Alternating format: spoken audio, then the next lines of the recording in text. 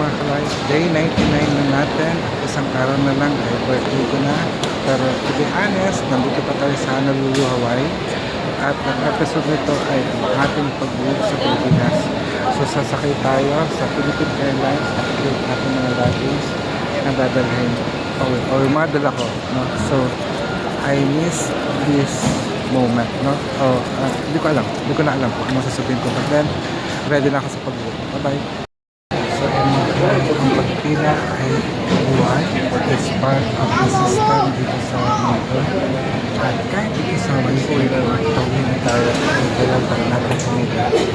And this is some lesson that we have to learn. We need to be patient. As I see, pag nalagpasan na natin ito, patient. So ayan mga kalay, natapos na tayo sa TSA check o yung immigration nila at nandito na tayo sa airport at hanapin muna natin yung gate G6, no? I think merong cultural garden doon, puntahan muna natin. Tara, pasya muna tayo. So ito yung cultural garden sa airport, no? Napakaganda. So hindi ko alam, I think that is Banaba. Oo, Balaba nga yan. Yung nakikita ko. Tapos meron tayong rain tree. Pwede ba tayong pumunta doon? Hindi ko alam kung pwede tayong pumunta. So, tignan lang natin. Oh, parang Zen Garden. This is Balaba nga. Wait, tignan natin. So, dito sa airport ay mayroong Banaba. So, yeah, this is puno ng Banaba. Amazing, no? Parang hindi ako makapaniwala. But then there is a way how to get here. Pero yun ba ang gusto natin gawin? Pasal-pasal muna tayo sa airport. So ito daw ay ang branches from the box. Amazing.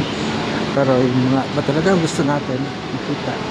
So kung wala lang, huling sandali. Actually, makakabalik pa naman tayo dito sa airport, no?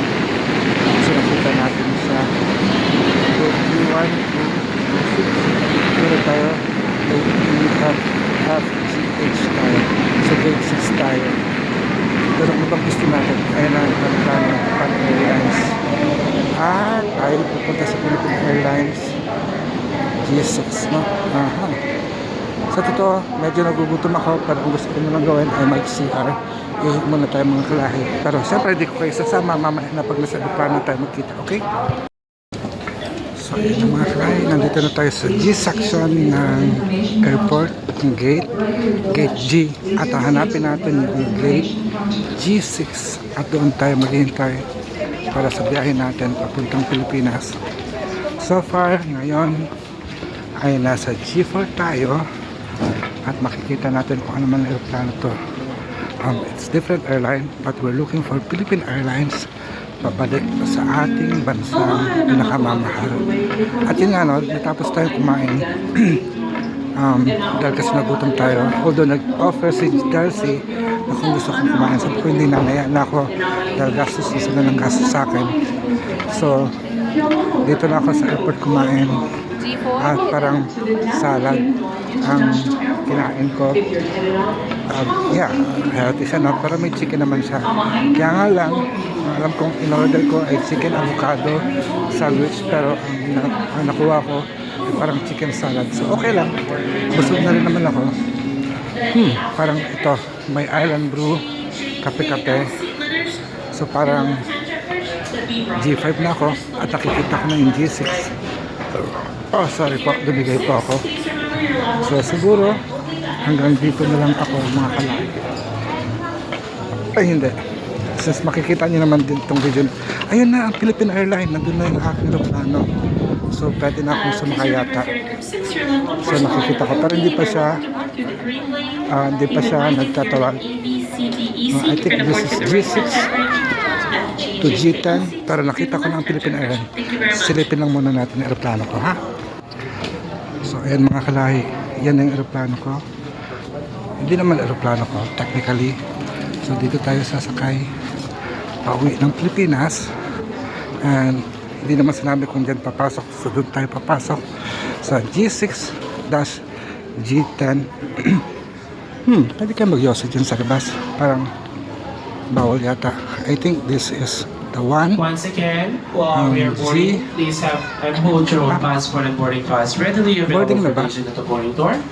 So, hindi And ko for alam. any face coverings that might So, interfere pero as we parang- are using a biometric system, facial recognition, I think please yun na nga. remove any face covering that may So interfere. sakto-sakto, pauwi na tayo. Okay. Sige, tingnan lang natin. Although 12:22 pa lang at ang biyahe ay 1:10. So nagtatawag na sila, papasok na sila sa plano. My God, hindi ka na naman ako maiwan. But then, yeah, pasok na tayo sa G6. Pakita na natin ang ating passport at ang ating ticket. So, sige, pasok na tayo. Oras natin ang 12:33. Papasok na tayo ng ating plano. Philippine Airlines, flight ng PR, Pagkawalan, heading to Manila. So, lilipad natin sa 1 to Spain. Pero, 12:30 pa lang, 12:35 pa lang ay nagpapasok na sila. So, see you sa airport. Bye! Yan mga kalay, nakasakay na tayo ng aeroplano sa Philippine Airlines flight number PR121 at alis to ng 1:15 at darating tayo sa Pilipinas ng May 8 by 6 p.m. So, 10 hours and 55 or 10 hours and a half ang travel natin mula dito sa Hawaii. So technically, ang day 99 natin ay nasa loob na ng aeroplano. So see you soon. So 1:07 na at lilipad ng aeroplano. Kita-kita na lang tayo sa Pilipinas sa paglapak ng aeroplano ito. Paalam! Ay, oras natin 12:03 in Hawaii. Pero nasa Philippine Area of Responsibility na tayo. Kaya 6:03 na lang hapon dito. So parang bagyo lang na parating na. At maya pa ay lalating na ang ating aeroplano.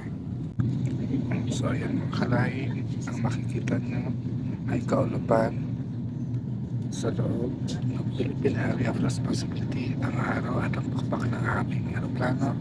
Pero sa baba, maaninag mo na ang hindi ko alam kung ano yan, kung Cavite ba yan, Piado, Cavite Coastal Area of Manila. Pilipinas na talaga tayo. So, welcome back Manila. Hindi sa lahat ng pagkakataon mga kalay ay nakikita natin ang ating bansa na ganito na nasa itaas ng aeroplano. So, parang ano masasabi ninyo? Pulo-pulo. Ganda din. Kaya nga lang ito, hindi ko alam kung saan. I think bahagi ito ng Luzon.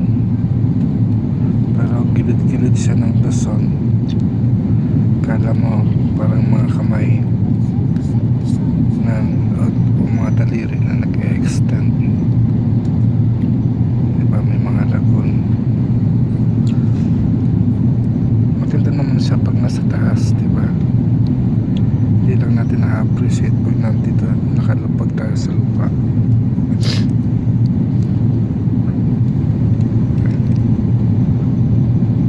Ito yung pinaglalaban ko na kagandahan ng Pilipinas na mayroong power, may mystery, may beauty. Siyempre yung mga tao din, kaya nga lang hindi nila kinikilala yung inner power ng bawat isa. Sana kung nagandahan kayo sa video nito, bigyan mo ko ng thumbs up.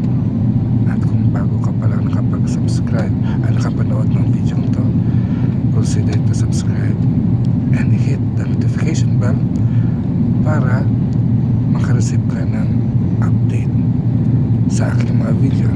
Hanggang dito na lang mga kalay. Paalam.